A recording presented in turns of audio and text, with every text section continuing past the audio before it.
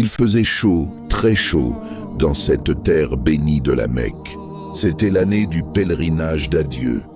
Les compagnons du prophète s'étaient réunis de toutes les contrées de l'Arabie pour accomplir ce hajj historique. Parmi eux se trouvait un homme noble, au cœur pieux, au regard limpide. Son nom, Sa'd ibn Abi Waqqas, radiyallahu anhu. Il faisait partie des 10 compagnons à qui le prophète a promis le paradis. Il avait combattu à Badr, à Uhud, à Khandak. Il avait versé son sang pour l'islam et maintenant, il était alité, gravement malade. Allongé dans sa demeure à la Mecque, Sa'd ressentait que son heure approchait. Il avait quitté Médine avec les autres pèlerins, mais son état de santé s'était soudainement détérioré. Il respirait avec difficulté et chaque mouvement lui coûtait un effort immense. Alors qu'il était alité, un visiteur entra. Son visage était lumineux, ses pas empreints de miséricorde et son regard rempli de sollicitude. C'était le messager d'Allah lui-même. Le cœur de Sa'd se réchauffa instantanément malgré sa fièvre. Le prophète s'assit près de lui et posa sa main bénie sur son front. Sa'd, les yeux humides, dit d'une voix faible: « Ya Rasulallah, qad balagha bi ma tara min al-waja'. » Ô messager d'Allah, ma maladie a atteint le degré que tu vois. ولي مال كثير وليس لي وارث إلا ابنة واحدة. Et pourtant, j'ai beaucoup d'argent, mais je n'ai qu'une fille comme héritière. Afa atsaddaq bi thuluthi mali. Puis-je faire aumône des 2 tiers de ma fortune? Le prophète répondit d'une voix douce mais ferme: « La. Non. » Sa'd, surpris mais respectueux, proposa alors: « Fashatru. Et la moitié alors? » Qala la. Il dit: « Non. » Puis Sa'd supplia: « Fathuluthu. » Et 1 tiers? Ô messager d'Allah. Le prophète acquiesça, mais précisa avec sagesse: « Athuluth. Le tiers, et le tiers est déjà beaucoup. » Puis le prophète prononça ces paroles profondes: « Innaka intadhar warathtaka aghniya khayra min antadharahum alatan yatakaffafuna an-nas. » Il vaut mieux que tu laisses tes héritiers riches plutôt que de les laisser dans le besoin, tendant la main aux gens. Ces mots pénétrèrent le cœur de Sa'd comme un baume. Il comprenait désormais qu'Allah aime que l'homme préserve la dignité de sa famille. Puis le prophète ajouta: « Wa innaka lan tunfiqa nafaqatan tabtaghi biha wajha Allah illa ajrat alayha hatta ma taj'al fi imra'atik. » Et jamais tu ne feras une dépense en recherchant par elle le visage d'Allah sans que tu en sois récompensé, même pour une simple bouchée que tu mets dans la bouche de ta femme. Ces mots, Sa'd ne les oubliera jamais. Chaque dirham, chaque bouchée, tout peut devenir acte d'adoration s'il est fait pour Allah. Il ferma les yeux un instant. Il pensa à sa fille unique. Il pensa à ses richesses. Il pensa à la responsabilité. Puis il ouvrit de nouveau les yeux et dit: « Ya Rasulallah, akhlaf ba'da ashabi. » Ô messager d'Allah, vais-je être laissé à la Mecque après le départ de mes compagnons? Cette question n'était pas simplement administrative. Elle portait la douleur du cœur, la crainte d'être séparé de la communauté, la peur de mourir loin de Médine. Le prophète répondit avec compassion: « Innaka lan tukhlif, fata'amala amalan tabtaghi bihi wajha Allah, illa zdadta bihi darajatan wa rif'a. » Aussi longtemps que tu seras laissé, et que tu feras une action en recherchant par elle le visage d'Allah, tu seras élevé en degré et en mérite. وَلَعَلَّكَ أَن تُخَلِّفَ حَتَّى يَنْتَفِعَ بِكَ أَقْوَامٌ وَيُضِرَّ بِكَ آخَرُونَ. Et peut-être que tu seras laissé à la Mecque afin que certains profitent de toi et que d'autres soient éprouvés par ta présence. Ces paroles étaient lourdes de sens. Le prophète voyait plus loin que la simple maladie. Il parlait de destin, de sagesse divine, d'influence et de guidance. Puis, il baissa la tête un instant. Son visage devint triste. Il se souvenait de Sa'd ibn Khawla, un autre compagnon mort à la Mecque, et il dit: « Allahumma mdi li Sa'din ma arad, Allahumma mdi li Sa'din ma arad. Oh Allah, exauce le vœu de Saad. Oh Allah, exauce le vœu de Saad. Et il ajouta, Lakin al-Ba'is Sa'd ibn Khawla. Mais celui qui est à plaindre, c'est Sa'd ibn Khawla. Yarthi lahu Rasulullahi an mata bi Makkah. Le messager d'Allah avait pitié de lui, car il était mort à la Mecque. À ce moment précis, Saad comprit que rester en vie n'était pas un mal, ni une malédiction. Tant qu'on œuvre pour Allah, chaque souffle est un mérite. Les jours passaient, et Saad ibn Abi Waqqas, radiyallahu anhu, demeurait couché, affaibli par la maladie. Le tumulte du Hajj bourdonnait au loin. Les voix des pèlerins s'élevaient dans le ciel pur de la Mecque. Mais lui, l'un des 10 promis au paradis, était enfermé dans le silence de sa chambre.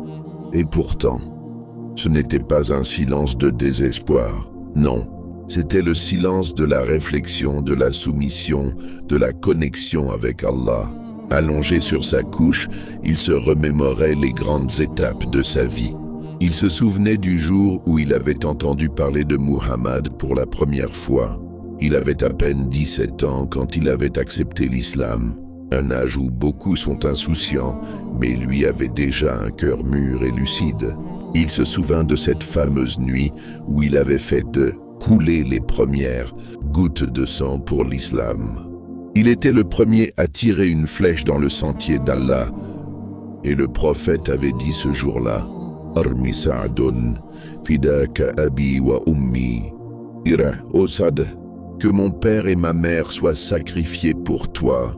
Aucun autre compagnon n'a reçu une telle parole.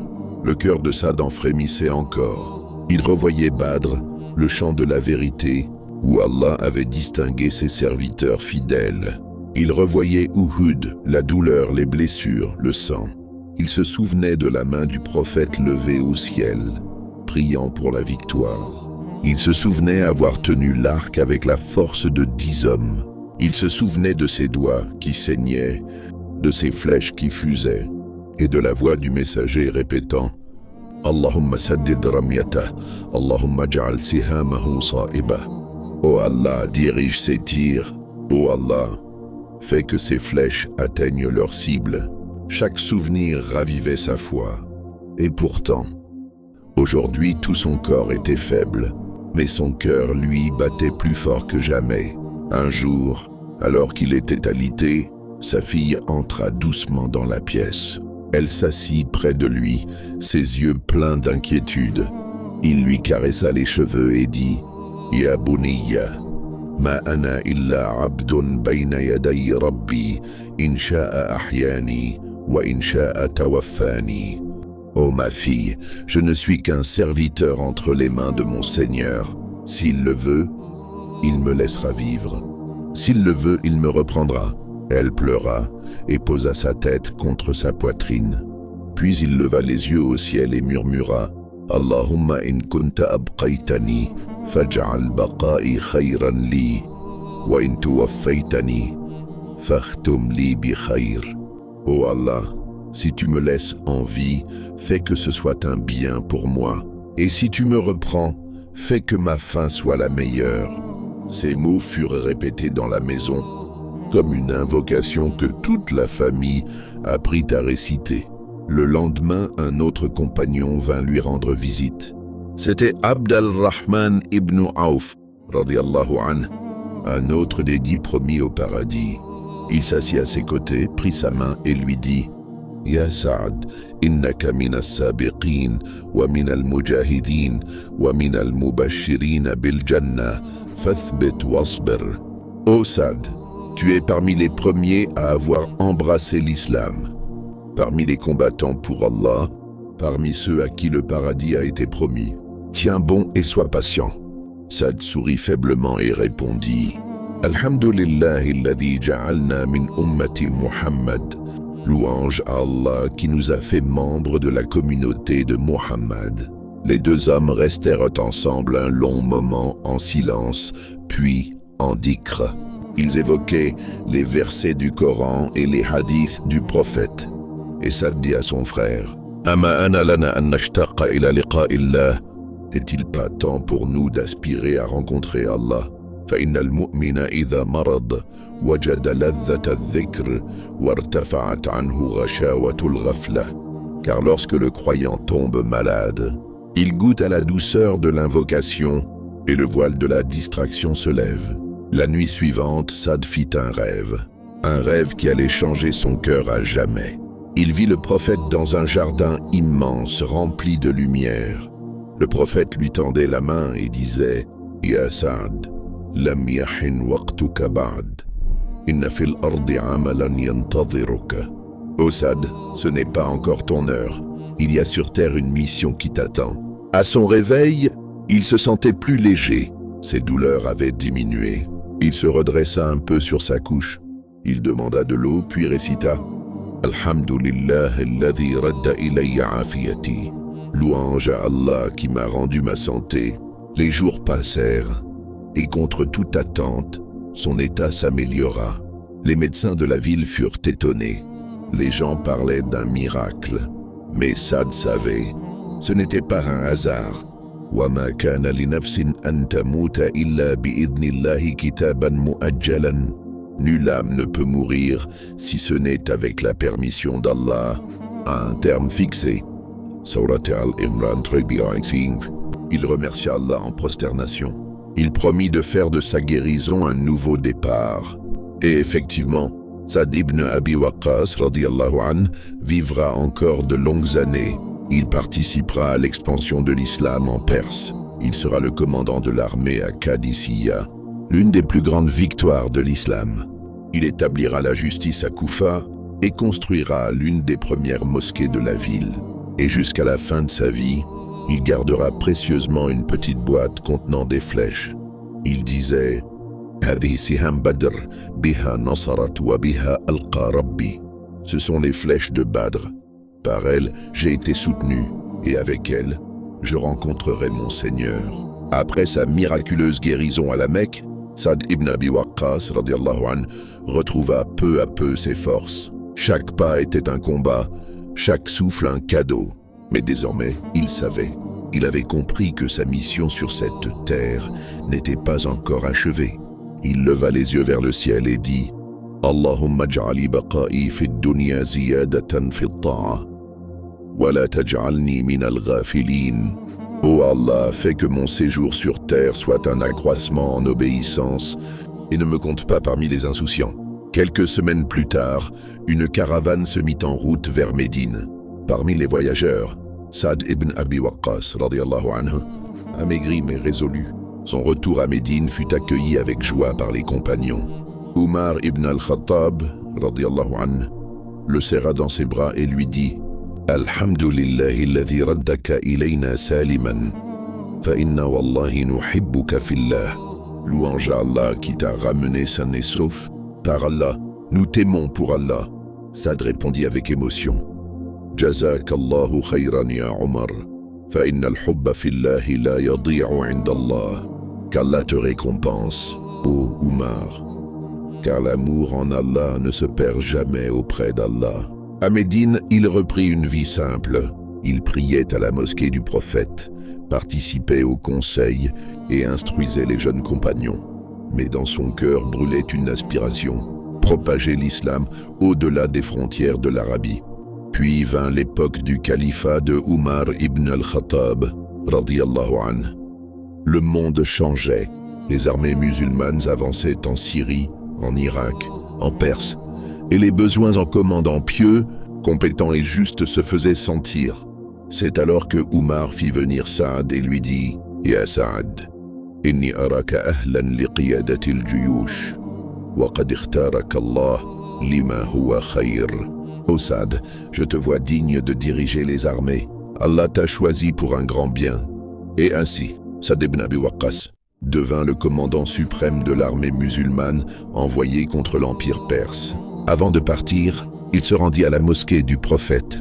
Il s'assit dans un coin, posa son front sur le sol et dit « Allahumma inni astawdi'uka dini wa nafsi wa ahli, fahfazni bima tahfadhu bihi ibadaka as-salihin. » Oh Allah, je te confie ma religion, ma personne et ma famille. Protège-moi comme tu protèges tes serviteurs pieux. Et l'expédition débuta. Sur la route de Koufa, Saad méditait souvent les versets du Coran. Il se rappelait les paroles du prophète. Il répétait sans cesse « Allahumma ja'alni sayfan min suyufika tansur bihi dinak » « Oh Allah, fais de moi une épée de tes épées avec laquelle tu donnes la victoire à ta religion. » Arrivé en Irak, il constata l'ampleur de la tâche. Les troupes perses étaient nombreuses, expérimentées, équipées de cavalerie et d'éléphants de guerre. En face, une armée musulmane modeste mais remplie de foi. Et Saad leur dit dans un discours mémorable « Inna an-nasra laysa bil-'adadi wala bil-'idda, walakin bitaqwa Allahi wa thabati 'ala al-haqq » La victoire ne vient ni du nombre ni de l'équipement, mais de la piété envers Allah et de la fermeté sur la vérité. Puis il ajouta « Qumu fasallu wad'u Allah, fa inna quluba ar-rijali tuthbitu bis-sujud » Levez-vous, priez et invoquez Allah, car les cœurs des hommes se raffermissent dans la prosternation. La bataille de Qadisiyah fut l'un des tournants de l'histoire. Et même si Saad fut atteint de douleurs sévères au dos et aux jambes, à tel point qu'il dut commander depuis un lit en hauteur, il n'abandonna jamais. Il dictait les ordres avec calme. Il récitait le Coran, répétait les invocations. Il envoyait des messagers sur le champ de bataille, encourageait les soldats et multipliait les exhortations. Et Allah accorda la victoire écrasante aux musulmans. Le général perse Rustam fut tué. Les soldats ennemis se dispersèrent. Et Saad tomba en larmes, non pas d'orgueil mais de gratitude. Alhamdulillahi alladhi nasara ibadahu wa adhalla a'da'ah. Louange à Allah qui a secouru ses serviteurs et humilié ses ennemis. Après la bataille, Saad fit entrer l'islam dans de nombreuses régions. Il établit la justice, construisit des mosquées, établit les tribunaux. Il fut nommé gouverneur de Koufa par Umar, radiyallahu anhu. Mais là encore, la sagesse de Saad allait briller. Un jour, certaines personnes mal intentionnées se plaignirent de lui injustement. Le calife Umar, homme de justice, fit convoquer Saad à Médine pour l'entendre.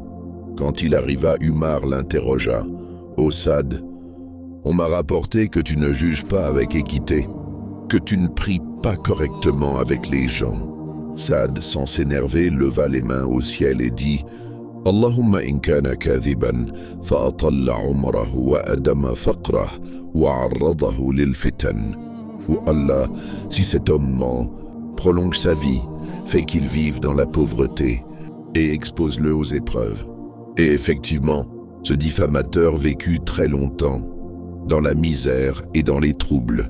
On le voyait mendiant dans les rues de Koufa, disant « Je suis le vieillard maudit par Saad. » Saad ibn Abi Waqqas, radiyallahu anhu, avait été blanchi par Omar ibn al-Khattab, radiyallahu anhu, et innocenté des accusations injustes.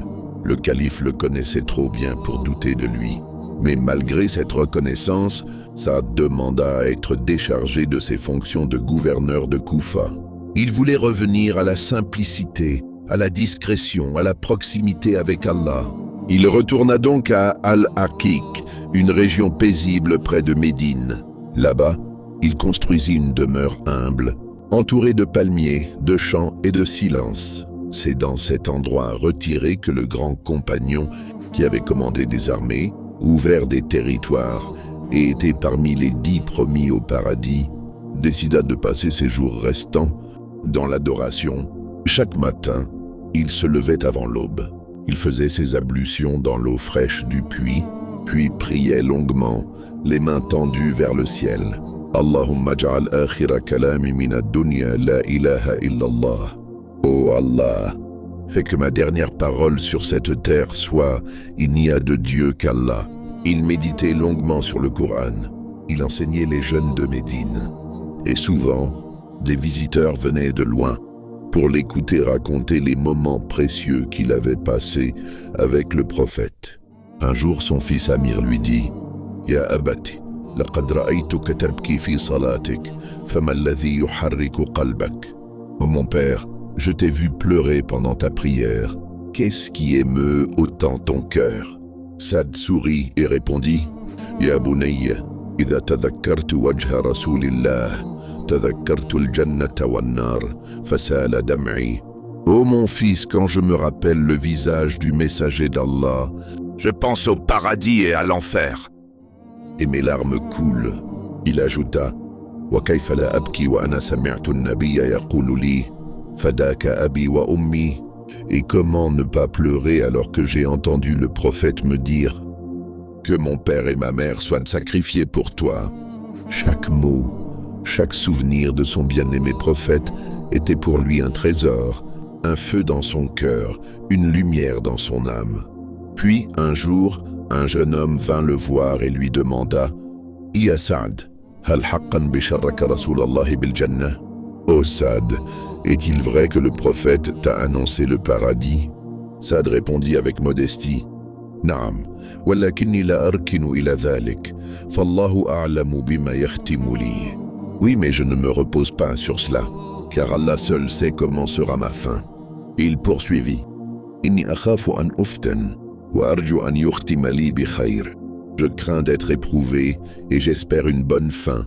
Et là se trouvait la grandeur de Saad.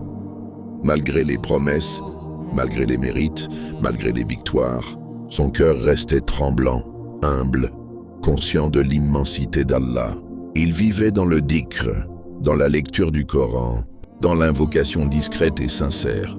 Ses voisins disaient de lui « Kana la yusma'u lahu sawtun illa fi s-salat, wa la yura illa mutawdi'an » On n'entendait sa voix que dans la prière, et on ne le voyait qu'en état d'ablution. Un jour, un homme vint lui demander conseil pour un différend. Après l'avoir écouté, Saad lui dit « Idhab, fa inna al-adla asasun kullu shay', wa man zulmin faqad khasira ad-dunya wal-akhirah. » Va, car la justice est la base de toute chose. Et celui qui commet l'injustice a perdu ce monde et l'au-delà. Ainsi, même retiré du pouvoir, il continuait à répandre la sagesse, à corriger les cœurs, à guider les âmes. Mais les années passaient, son dos se courbait, ses pas ralentissaient, sa voix devenait plus douce, plus basse, mais aussi plus touchante. Et un jour, alors qu'il priait chez lui, il tomba malade. Une forte fièvre, des tremblements. Les médecins de Médine furent appelés. Son fils Amir s'assit à son chevet. Saad ouvrit les yeux, lui prit la main et dit « Ya bunay, idha ana mutta, faghsilni, wa kaffini, wadfanni fil baqiya, faqad ahbabtu jiwara an-nabiy. » Ô mon fils, si je meurs, lave-moi, enveloppe-moi dans un linceul et enterre-moi au baqi, car j'ai aimé être voisin du prophète. Il se tut quelques instants, puis récita d'une voix tremblante « Rabbi ighfirli, warhamani, waj'ali liqa'i bika, ahabba ilayya min ad-dunya wa ma fiha. » Ô mon Seigneur, pardonne-moi, fais-moi miséricorde, et fais que ma rencontre avec toi soit plus aimée pour moi que ce bas monde et tout ce qu'il contient. La nuit tomba, les étoiles brillaient doucement, et dans sa chambre silencieuse, Saad ibn Abi Waqqas radiallahu anh rendit son âme à Allah, paisiblement, sans bruit, comme il avait vécu. Quand la nouvelle se répandit à Médine, un grand silence s'abattit sur la ville bénie. Saad ibn Abi Waqqas, l'homme à qui le prophète avait dit « Irmi Saad fadak abi wa ummi, tirez au Saad, que mon père et ma mère soient sacrifiés pour toi », venait de quitter ce monde. Le cortège funéraire se mit en marche dans un calme impressionnant.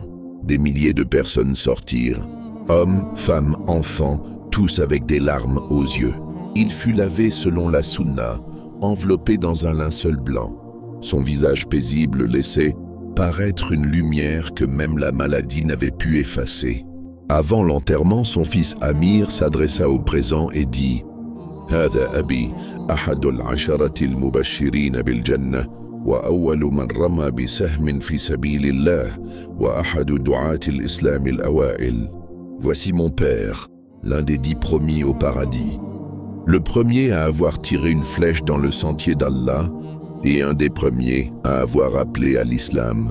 Puis il leva les mains au ciel et dit « Allahumma ij'al qabrahu rawdatan min riyadil jannah wajma'na bihi fil firdawsil a'la.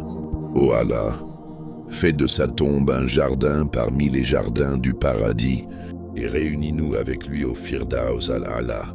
Le corps fut transporté jusqu'au cimetière du Baqi où reposaient de nombreux compagnons. On l'enterra à côté de ceux qui l'aimaient, les Sahaba, les proches du prophète. Et ainsi se referma la tombe de l'un des plus nobles des compagnons. Mais son histoire ne s'arrêta pas là, car Saad ibn Abi Waqqas laissa un héritage vivant, un exemple immortel pour les générations futures. Il laissa des récits, il laissa des hadiths qu'il avait transmis fidèlement. Il laissa des prières exaucées, des flèches tirées pour Allah, des cœurs guidés, des injustices repoussées. Et surtout, il laissa un modèle de force et de douceur, un modèle de courage et de pudeur, un modèle de chef d'armée et de serviteur d'Allah.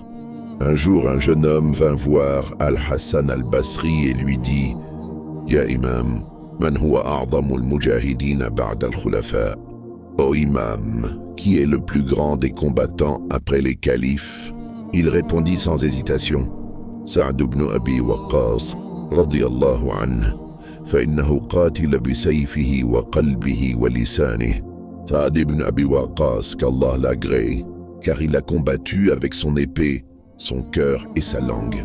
Le souvenir de Saad traversa les époques. Dans chaque mosquée bâtie en Irak, son nom fut prononcé. Dans chaque récit sur la bataille de Qadisiyya, sa bravoure fut racontée. Et dans chaque invocation sincère, son amour pour le prophète fut cité. Même ses ennemis, même les non-musulmans de son époque, reconnaissaient sa droiture. Les Perses vaincus à Qadisiyya racontaient « لقد غلبنا رجل لا ينام الليل ولا يأكل من غير حلال ولا يتكلم من غير حكمة » C'est un homme qui nous a vaincus et qui ne dormait pas la nuit, ne mangeait que ce qui est licite et ne parlait qu'avec sagesse. Car oui, Saad n'était pas un guerrier comme les autres. Il priait la nuit, il jeûnait le jour, il souriait aux orphelins, il caressait la tête des pauvres. Et il pleurait chaque fois qu'il entendait un verset du Coran. Un jour, quelqu'un lui demanda « Quelle est la chose la plus chère que tu gardes de ta vie ?» Il ouvrit une petite boîte en cuir contenant une vieille flèche brisée et dit « هذه أول سهم رميته في سبيل الله. » C'est la première flèche que j'ai tirée dans le sentier d'Allah. وَلَعَلَّ اللَّهَ كَتَبَ لِي بِهَا الْجَنَّةَ. Et peut-être qu'Allah m'a accordé le paradis grâce à elle. Et dans ce geste, tout était dit. La sincérité, l'humilité, l'amour d'Allah. Et toi qui écoutes cette histoire aujourd'hui, que retiendras-tu de Saad ibn Abi Waqqas, radiyallahu anhu? Est-ce sa bravoure, son amour du prophète, sa piété? Ou est-ce sa conscience que chaque geste, chaque bouchée, chaque mot, si fait pour Allah, peut t'élever jusqu'au paradis. وَمَا تُقَدِّمُوا لِأَنفُسِكُم مِّنْ خَيْرٍ تَجِدُوهُ عِندَ اللَّهِ. Et tout bien que vous aurez avancé pour vous-même, vous le retrouverez auprès d'Allah.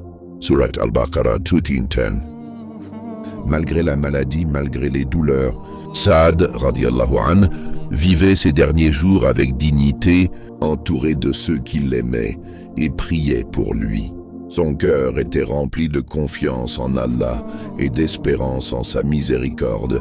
Il disait souvent avec émotion « Allahumma inni aslamtu wajhi ilayk, wa fawadat amri ilayk, wa alja'tu dhahri ilayk, raghbatan wa rahbatan ilayk, la malja'a wa la manja mink illa ilayk. » Wallah, j'ai tourné mon visage vers toi, j'ai remis mes affaires entre tes mains. J'ai adossé mon dos à toi, par désir et par crainte envers toi. Il n'y a ni refuge ni salut loin de toi, sauf auprès de toi. Cette invocation, il la répétait comme un souffle sacré.